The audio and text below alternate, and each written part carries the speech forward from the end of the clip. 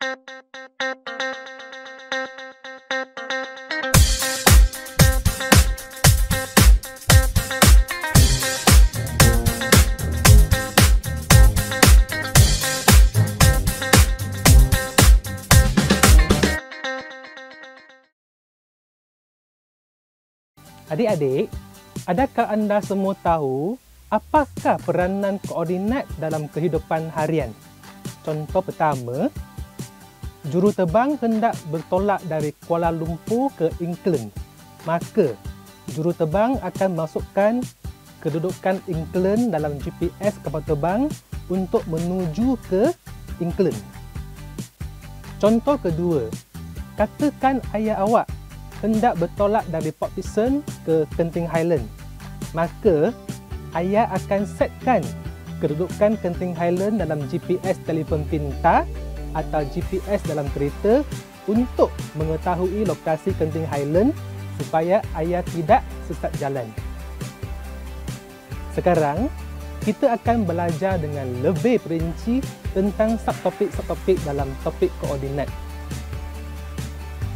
Jom kita masuk subtopik yang pertama, kedudukan objek. Kedudukan objek akan ditulis dengan lajur dahulu diikuti dengan baris. Apa maksud istilah lajur dengan baris?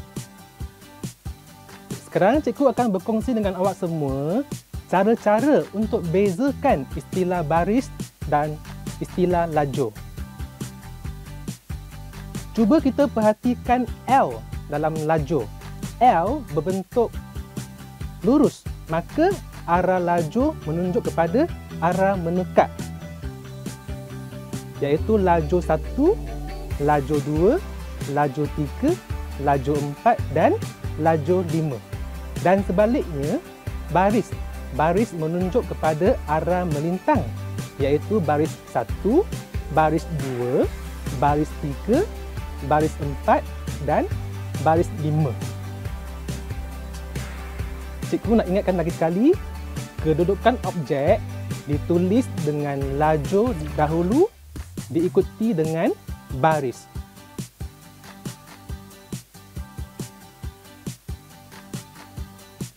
Contohnya, kedudukan bola sepak di lajur 1 baris 2, maka kita tulis kedudukan bola sepak sebagai A2. Sekarang kita tengok kedudukan bola takraw. Bola takraw di lajur ketiga baris keempat, iaitu di C4. Sekarang mari kita tengok contoh soalan UPSR. Yang pertama, nyatakan kedudukan kucing. Langkah pertama, kita kena bulatkan kata kunci, iaitu kucing. Kucing berada di lajur kedua dan baris keempat. Maka, kedudukan kucing kita tulis sebagai B4. Soalan 2. Nyatakan kedudukan burung. Kita bulatkan kunci burung. Burung berada di lajur yang ketiga, baris yang kedua, iaitu C2. Soalan 3. Lukis seekor arnab di D3 dengan simbol R. Yang pertama, kita kena menentukan D. D berada di lajur keempat dan baris yang ketiga. Lepas itu, kita kena tanda dan labelkan simbol R.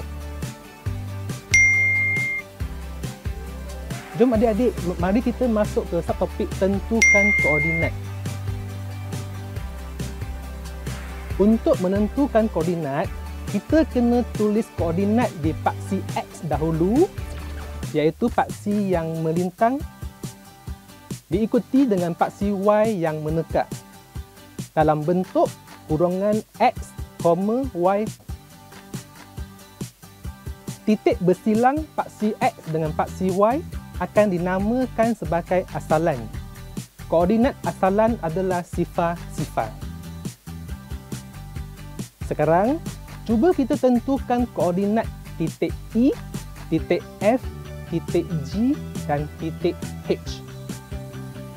Koordinat titik E berada di tika sifar. Koordinat titik F berada di sifar 3. Untuk titik G, nilai X adalah 2, nilai Y adalah 4. Maka kita tulis koordinat titik G sebagai 2, 4. Untuk titik H, nilai X adalah 4, nilai Y adalah 2. Maka kita tulis koordinat titik H sebagai 4, 2.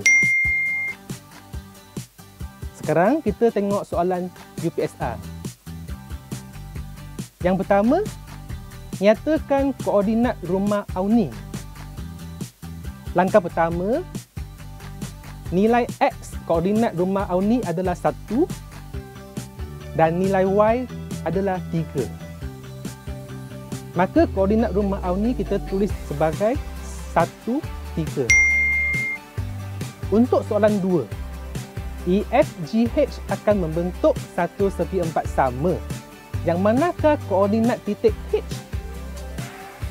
Langkah pertama, kita kena melukis satu segi 4 sama yang menyambungkan titik E, F, G dan H. Berdasarkan segi 4 sama yang lukis, kita mendapati titik H adalah berada di sudut yang tersebut. Untuk koordinat titik H, nilai X untuk titik H adalah 4 dan nilai Y adalah 1. Maka kita tulis koordinat titik H sebagai 4, 1. Adik-adik, jom kita masuk subtopik tandakan koordinat. Yang pertama, tandakan koordinat K di dua sifar. Langkah pertama, kita gerakkan 2 unit ke kanan dari asalan. 1, 2. Langkah kedua, tandakan titik K. Langkah ketiga, tulis K 2 sifar. Soalan 2, tandakan koordinat L di sifar 2. Langkah pertama, gerakkan 2 unit ke atas dari asalan. 1, 2. Langkah kedua, tandakan titik L. Langkah ketiga, tulis L sifar 2. Soalan 3, tandakan koordinat M di tika 2. Langkah pertama, gerakkan 3 unit ke kanan dari asalan. 1, 2, 3 dan 2 unit ke atas. 1, 2. Langkah kedua, tandakan titik M. Langkah ketiga, tulis M tika 2. Soalan 4, tandakan koordinat N di 2, 3. Langkah pertama, gerakkan 2 unit ke kanan. 1, 2 dan 3 unit ke atas. 1, 2, 3. Langkah kedua, tandakan titik N.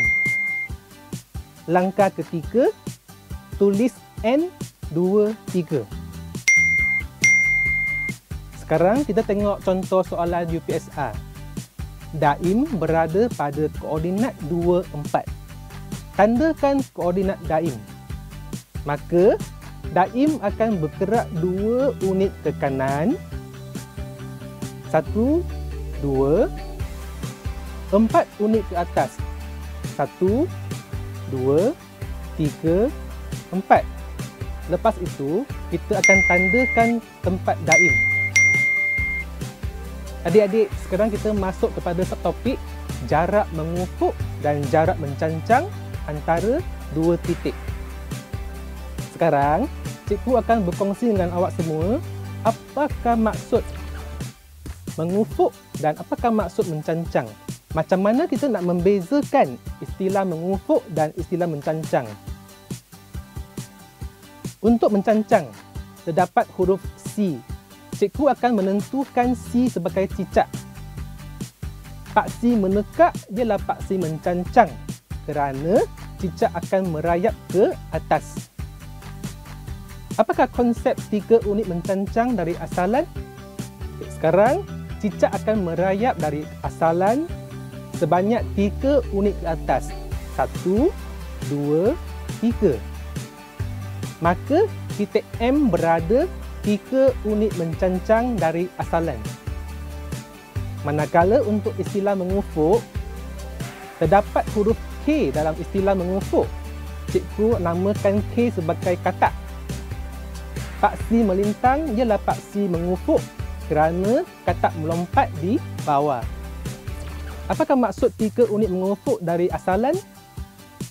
Sekarang katak akan melompat 3 unit dari titik sifar. 1, 2, 3. Titik M berada 3 unit mengufuk dari asalan. Contoh soalan pertama. Berapakah jarak mengufuk dan mencancang dari titik P ke Q? Untuk jarak mengufuk, dari P kita bergerak 1 unit ke kanan. Untuk jarak mencancang, kita bergerak 3 unit dari bawah ke atas. 1, 2, 3. Maka, jarak dari titik P ke Q ialah 1 unit mengufuk dan 3 unit mencancang. Soalan 2. Berapakah jarak mengufuk dan mencancang dari titik R ke S? Untuk jarak mengufuk, dari titik R kita akan bergerak 3 langkah ke kanan. 1, 2, 3. Untuk jarak mencancang, kita akan bergerak dari bawah ke atas sebanyak 2 unit. 1, 2. Maka, jarak dari titik R ke S ialah 3 unit mengufuk dan 2 unit mencancang. Sekarang kita tengok contoh soalan UPSR. Berapakah jarak mengufuk dan mencancang antara Haikal dan Amir melalui Ifan? Dari Haikal, kita akan bergerak 4 unit ke kanan. 1, 2, 3, 4. Maka 4 unit jarak mengufuk. Dari Ifan, kita akan bergerak 3 unit ke atas. 1, 2, 3. Maka jarak mencancang adalah 3 unit. Sekarang, cikgu akan berkongsi beberapa soalan hebat. Yang pertama, Asla hendak membeli Beyblade. Jarak dari rumah Asla ke kedai mainan ialah 2 unit mengufuk dan 1 unit mencancang. Nyatakan koordinat kedai mainan yang mungkin Asla boleh pergi. Kita gariskan kata kunci yang pertama, 2 unit mengufuk. Maka, dari tempat Asla, Asla akan bergerak 2 unit ke kanan. 1, 2. Kunci yang kedua, 1 unit mencancang.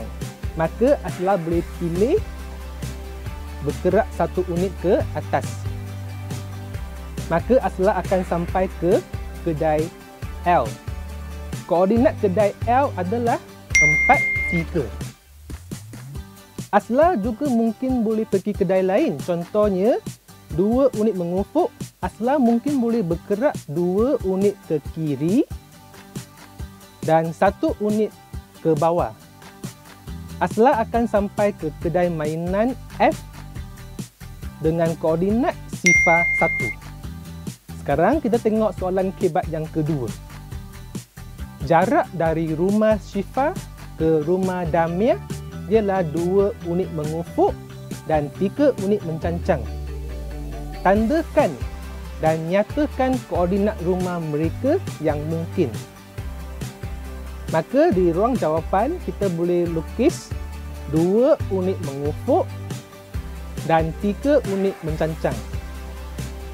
Langkah kedua, kita perlu tandakan koordinat rumah Syifa dan rumah Damia. Sekarang kita buat beberapa rumusan apa yang telah kita belajar pada hari ini. Yang pertama, kedudukan objek. Pengasah pensil berada di lajur 1, baris 4. Maka kita tulis kedudukan pengasah pensil sebagai A4. Rumusan kedua, cara-cara untuk menentukan koordinat. Katakan kedudukan Fauzi. Nilai X untuk kedudukan Fauzi adalah 2, nilai Y adalah 3, maka kita tulis koordinat Fauzi sebagai 2, 3. Rumusan yang ketiga, tandakan koordinat. Contohnya titik P, 3, 4. Dari asalan, kita bergerak 3 unit ke kanan dan 4 unit ke atas. Untuk rumusan keempat, kita telah belajar apa itu jarak mengufuk dan jarak mencancang antara 2 titik. Katakan dari titik H ke titik K. Dari titik H kita bergerak 2 unit ke kanan dan 1 unit ke atas. Maka jarak dari titik H ke K ialah 2 unit mengufuk dan 1 unit mencancang.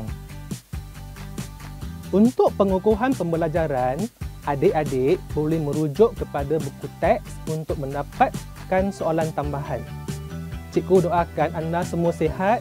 Terima kasih.